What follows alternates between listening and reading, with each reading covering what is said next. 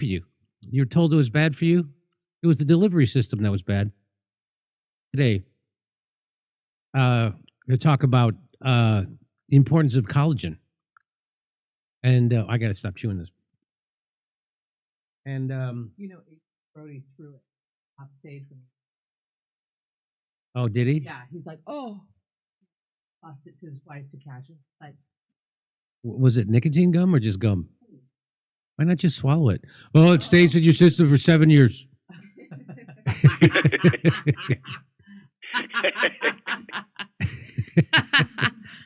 That's what when I was a kid, that's one of the things they would say. Jimmy, did you used to smoke cigarettes? Is that why you're doing this? No, that's not why. No, I quit smoking cigarettes, I don't know, 15 years ago for good. I had quit on and off my adult life. I would quit for 3 years, go back for a couple, quit. It seems crazy, right? The way I quit was through a dream, and now I'm totally into dreams. Isn't that something? So it's a long story, but a dream made me quit smoking, and I just started chewing nicotine gum because a doctor told me to. Okay, but why? What does it do? What's the purpose of it? It makes me want to smoke cigarettes.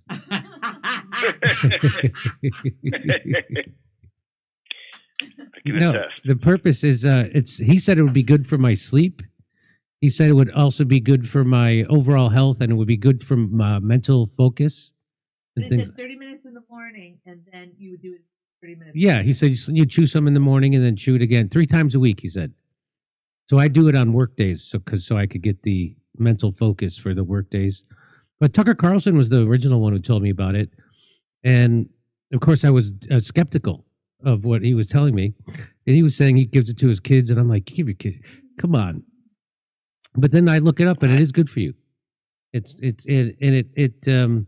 Well, I don't want to give out medical advice, so just look it up. Go look up the benefits. You're not a doctor? I'm not a doctor.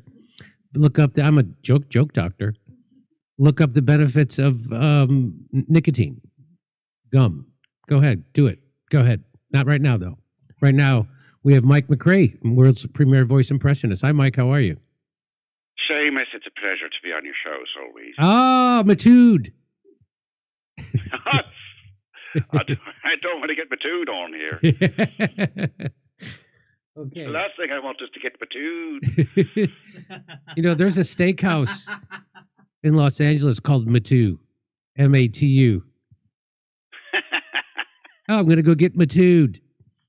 Anyway, of course, and I've been told they make the best steak sandwich in Los Angeles. I haven't. I'm not paid to say that. I just heard that from a guy, and then I looked it up on YouTube, and it looks delicious. So, but I heard there's a long wait. Like you got to wait like an hour or something just to get one. But anyway, all right, let's jump into this, Sylvie. Hey, this is Jimmy. Who is this? Jimmy, this is Senator Chuck Schumer of New York. Hi, Chuck. How are you doing on this fine day? Jimmy, I'm sorry, but I have no time for chit-chat. No time to waste, no time to lose. Very busy. Then why did you just call into a live YouTube show?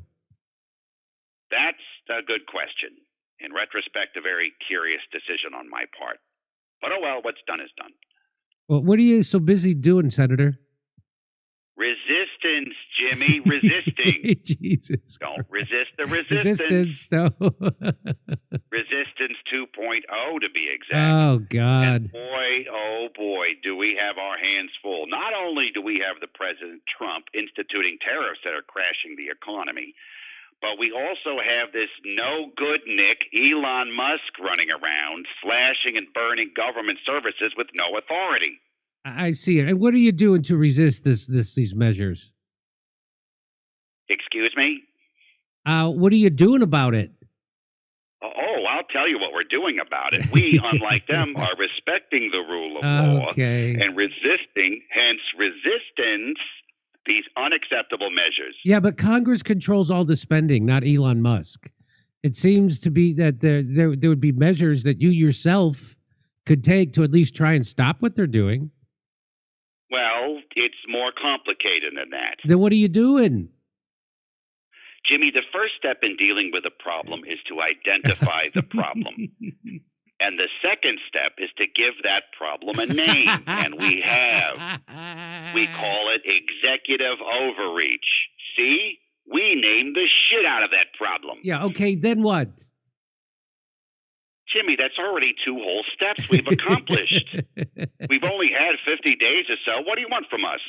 2 steps out of how many steps? Jimmy, the third step will be determining how many total steps we are going to be looking at in the long run. This will involve a committee. Oh, for crying out loud. You're not actually doing anything. I know, I'm sorry. But we're...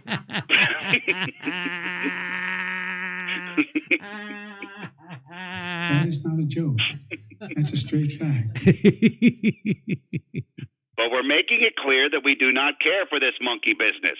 That's got to count for something. And I'll say it on the Senate floor myself. Monkey business. I'll say it. Good grief.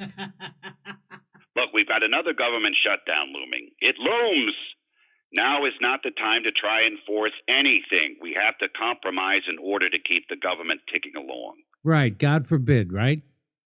Also, a rumor was just leaked that Rahm Emanuel is looking to run for president in 2028. Oh, no. That's sort of a form of resistance. No. Future opposition. And boy, oh boy, Rahm would sure bring some fresh ideas into the White House. That much is certain. Sorry, I'm getting another call. Hey, Jimmy Dore Show, Jimmy speaking. Hello, yes, this is Elon Musk. Oh, hi, Elon. Oh, criminy Christmas. What do you want? What are you doing on this phone call? A part of the Doge initiative is to cut government waste, as you know, and that includes superfluous phone communication. What? What are you talking about? The government phone bill? Yes, it is easily in the trillions. It simply must be slashed like everything else. This is ridiculous. Where are you getting this information? Doge. Oh, brother, again with that business. Elon, that does sound rather suspicious. I assure you, it's true. I must demand that you hang up the phone to save the taxpayers' money. Jeez. You're telling a sitting senator to hang up the phone? You, a man with no actual government authority whatsoever. Is that what you're saying, Mr. Musk? Yes. Well, okay, there it is. I guess Jimmy, I'll talk to you later, if that's okay. Senator Schumer, you don't have to hang up the phone just because Elon Musk told you to. This is kind of crazy. Stay on the line. And no more phone calls for the rest of the day, please. Oh, okay, got it. Jimmy, I appreciate your support, but now is not the time. The time to resist will come, but it is not now. Be strong, my friend. My God. Resistance. Oh, my God, he hung up. Okay, Jimmy, I must ask you to stop your show now. Whoa. My show's not part of the government. Technically, no, but I'm in such a state of euphoria bossing people around. Hey, look, you weird freak. You're not telling me what to do. Now go get lost and quit calling me. Oh, sorry. I'm sorry. I wilt under the slightest amount of pushback. Luckily, the Democrats haven't discovered this yet. If you hate me, I will harm myself. Please tell me you don't hate me. I have to do my show. Goodbye. But I must know. I must. Ketamine. Yeah. Ketamine. Okay. Well done. There Very you go. funny. They're gone. They're gone. Very funny. Okay, let's remember people what we are. Jimmy Dore. Hey, I'm Jimmy.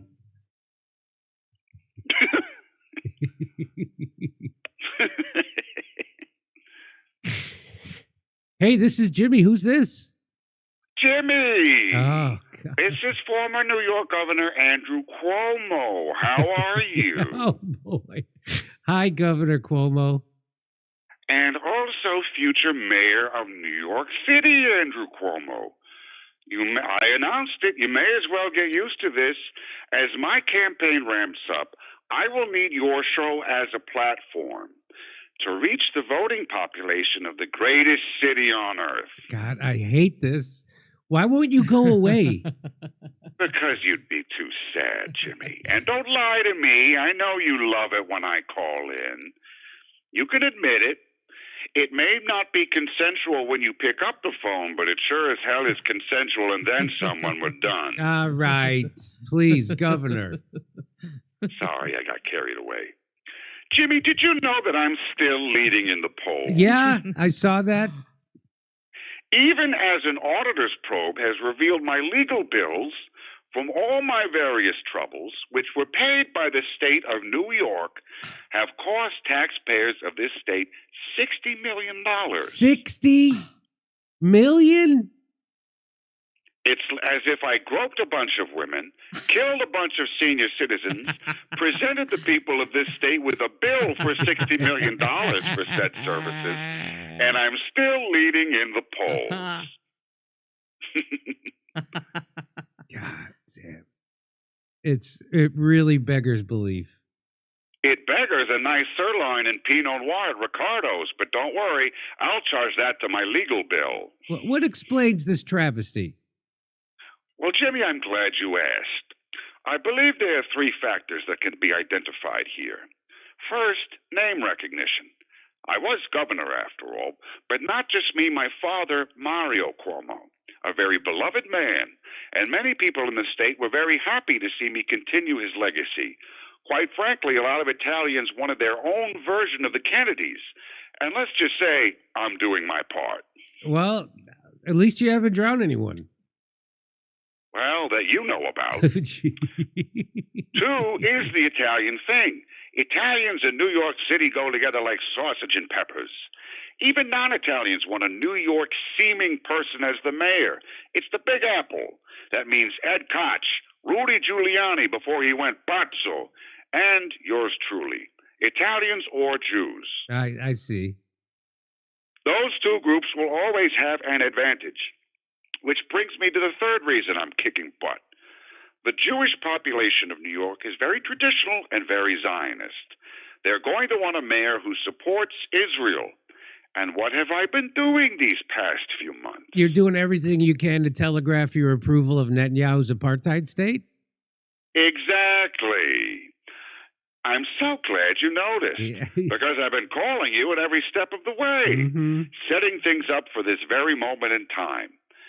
It's like a Marvel movie, except instead of Thanos, who's going to get clobbered, as anyone who's not Andrew fucking Cuomo. Okay. Oh, you want to challenge me for mayor of New York? Are you a fucking bull? Let's see those Stugotz right now. Go on, put them on the table. Jimmy, it's a joke. This is New York. No one has the balls to step to me. Maybe you shouldn't take this for granted so much. Yeah, maybe you're right. Let's see, who else is running? Oh, here's one. A socialist candidate named Zoran Mamdani. Just rolls off the tongue. Oh, and I see he's in the news today. Let's see what for. Oh, my. Causing a disturbance confronting Trump's border czar over the detention of... All right. Hold on, I want to see what my competition is here. I wouldn't want to take this for granted. Detention of, oh my, anti-Israel protester and foreign national Mahmoud Khalil, who has been accused of supporting, how do we pronounce this word? Okay, all right, you made your point. Hamas. Hamas? Oh, Hamas. Goodness me. Yes, Jimmy, I wouldn't want to take this for granted. So you're saying we're stuck with you? Like my sister's bare thigh against the vinyl back seat of our unair-conditioned 1971 Oldsmobile in August. Stuck like that. Good God. We are just that moistly and stickily joined, my friend. You know, it's good to be setting up shop in the city again. Honestly, the groping was pretty good up in Albany. But after a while, you get bored of those corn-fed upstate gals. What I really crave is that Marissa Tomei, Jennifer Esposito type. And just like good pizza, you can only get the real deal downtown. Well, glad to know you're still a sicko and will again most likely be imbued with immense power to abuse. Oh, Jimmy, the graft. The graft is going to be like manna from heaven. You want in? There's plenty to go around. No, thanks. I'm doing fine right here. Hey, speaking of which, I got a show to do. I got to go. Goodbye. Suit yourself. Arrivederci. Ciao. And Stuttgart. Okay. Everything he says, every word, even hello, is phony. Everything he says has got an ulterior motive. What do you even mean by that? Just like now, just like what you just did. I meant that. I really meant it when I said hello. There's just so much underneath everything you say. It's makes it funny to me. You can say that again. Yeah, see? Okay. Well, I know. I didn't mean anything. Yeah. It would be funny just to catch you like, in an unguarded moment. Oh, I'm fucking yeah. Yeah. You don't want to see that. You don't want to see me let this guard down. That's right. It's all you're a fake nice guy. That's all. It's all about your being fake. Oh, you mean this tone? Yeah. As opposed to the real fucking bull. Yeah, that's what I'm talking about. Yeah. I don't know what you mean. Okay, Mikey. Great job. You want to tell people you got a show tomorrow night? Yeah, we got our monthly show called Dream Horse at the Oddwood Brewing Company on Manor and Airport. Paul Otto and I bring you the best of Austin stand-up comedy for free with parking. You can't see a show like that here in town. So for more information, you follow me on Instagram, Mike MacRea online, MacRae. Boy, if there's one thing Austin needs, it's another comedy. How many clubs are there? We've been going a couple of years. We're grandfathered in. Yeah. Oh, yeah. I know. Oh, no, I know. There's a lot of comedy happening in Austin, right? Yes. There's like 1, 2, 3, 4, at least five clubs. That's right. But then a lot of satellite shows like ours that are venues that are free to get in. That's the real, huh? That's the real deal. People coming in. Yeah, they just want to see something in the neighborhood. It's the same people you see at any of the clubs. That's right. Working on new stuff, doing their best stuff, whatever they feel like doing. At the Ottwood Brewing Company. Is it Ott, O-T-T?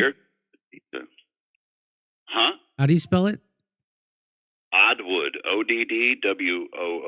Oh, Oddwood. Oh, okay. Oddwood.